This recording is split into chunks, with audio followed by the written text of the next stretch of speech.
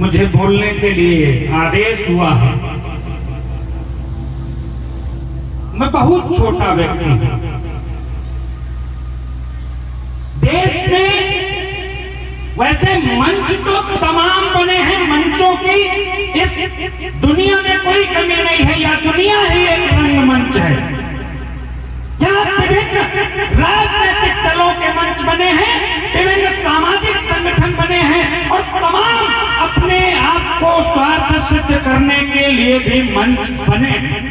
लेकिन मुझे जिस मंच पर बोलने का यह सुगंध अवसर प्राप्त हुआ है, यह देश और दुनिया का सबसे बड़ा सनातन धर्म का मंच है। इस मंच पर आने के पहले लोगों को त्याग करना पड़ता है, तपस्या करनी पड़ती है, आश्रम की पद्धति को स्वीकार करना पड़ता है, घर गृहस्थी को छोड़ करके साधु संतों के सानिध्य में रहना पड़ता है, तब इस मंच पर आने का अवसर मिलता है। इसलिए इस मंच पर प्रतिष्ठित समस्त देवी देवता,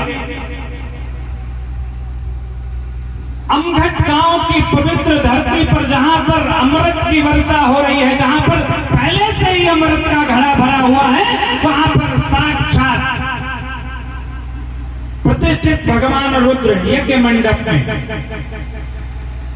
इस धर्म मंच पर हमारे धर्म का झंडा फहराने वाले, धर्म के उत्थान के लिए रात दिन प्रचार करने वाले, हमारे सनातन धर्म के कुशल प्रचारक के रूप में उपस्थित पूज्य व्यास जी महाराज और व्यास गद्दी पर 88,000 ऋषियों की पावन तपोस्थली और महर्षि दधीच की पावन तपोभूमि से संबंध रखने वाली उस धरती से चल करके आई व्यास आसन पर मौजूद हमारी पूज्य बहन व्यास के रूप में इस मंच पर उपस्थित इस इतने सुंदर आयोजन के यज्ञ के पूज्य यज्ञाचार्य श्रीमान ज्ञानेश चंद्र पांडे जी, इस इतने सुंदर इतने अच्छे कार्यक्रम के आयोजक बंधु, मंच पर उपस्थित इस ग्राम पंचायत के ग्राम प्रधान आदरणीय जितेंद्र वर्मा जी, हमारे संरक्षक के रूप में हमारे साथ में खड़े हमारे पूज्य चाचा श्री झल्लर पांडे जी, छोटे भाई नवनीत पांडे जी, अतुल अवस्थी जी सहित यहाँ पर जितने भी लोग इस धर्म पंडाल में उपस्थित हैं, समस्त सनातन धर्मावलंबी श्रद्धेय भक्त जनों, हम सबको जन्म देने वाली जननी माताओं, पूजा के योग्य मेरी बहनों, और भारत के इस पुष्प वाटिका में भारत के भविष्य के रूप में बैठे छोटे छोटे नौनिहालों, प्रतिष्ठित समस्त देवी देवताओं के चरणों में झुककर प्रणाम करता हूं। मैं तो खुद यहाँ कुछ सीखने के लिए आया, मैं तो खुद यहाँ से कुछ ले जाने के लिए आया, मैं तो खुद यहाँ से भगवान श्री राम की पावन कथा को अपने अंदर उतार करके ले जाना चाहता हूँ और अपने जीवन को धन्य बनाना चाहता हूँ। मैं वो प्रसाद यहाँ पर लेने आया।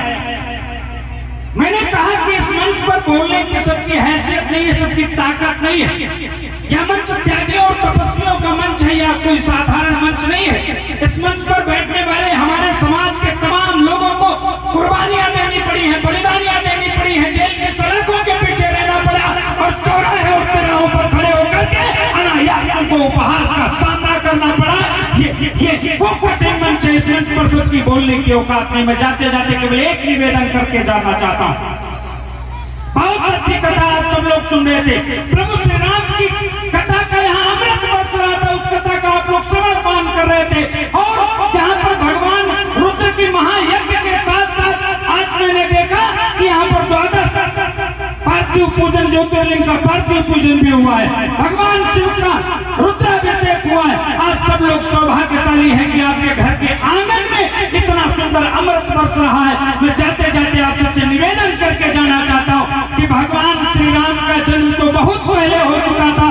अब इस समाज के प्रत्येक लोगों के अंदर भगवान के चरित्र की स्थापना करने की जरूरत है। जिस दिन भगवान राम का चरित्र आपके सबके अंदर उतर जाएगा, उस दिन इस कलियुग में भी राम राज्य आएगा। कोई राम राज्य को नहीं रोक पाएगा। लेकिन भगवान श्री राम की कथा को अगर आपने सुना है, तो आपने कथा को इतने दिन तक सुना है, उस कथा को अपने अंदर उतार करके ले जाइएगा, अपने बच्चों को शिक्षित बनाइएगा,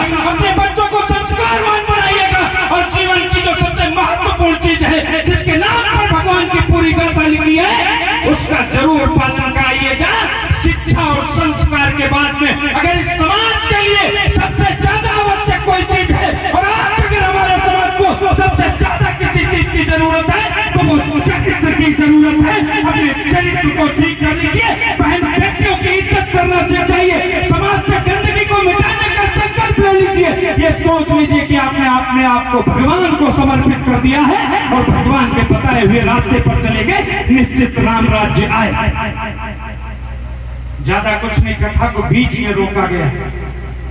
मैं कथा तो नहीं कह सकता, लेकिन मुझे समाज की व्यथा जरूर पता है, और उस व्यथा की दवाई किसी मेडिकल स्टोर पर नहीं मिलेगी, उस व्यथा की दवाई किसी हॉस्पिटल में नहीं मिलेगी, उस व्यथा की दवाई कोई राजनेता आपको नहीं दे सकता है। समाज की जो व्यथा है उसकी दवाई इस कथा में मिलेगी। इस कथा को लेकर के जाइए, व्यथा खत्म हो जाएगी। और मैं इतनी बड़ी बड़ी बातें करके आपके बीच में जा रहा हूं, मुझको भी कभी परखिएगा, कभी आजमाइएगा। मैं जो कहता हूं, मैं इस धर्म मंच को साक्षी मान करके और पंचतत्वों को साक्षी मान करके और यहाँ पर उपस्थित बैठे एक एक सनातनी को, एक एक भाई को, एक एक बहन को, एक एक बेटे को, एक एक अपने पूर्वज को साक्षी मान करके आपको भरोसा दिला करके जाता हूं। इस धर्म मंच की मर्यादा के लिए, धर्म मंच पर कहे गए एक एक शब्द का पालन कराने के लिए मैं समाज में व्याप्त विसंगतियों पर हमेशा अपने शब्दों के प्रहार से गहरी चोट करता रहूंगा।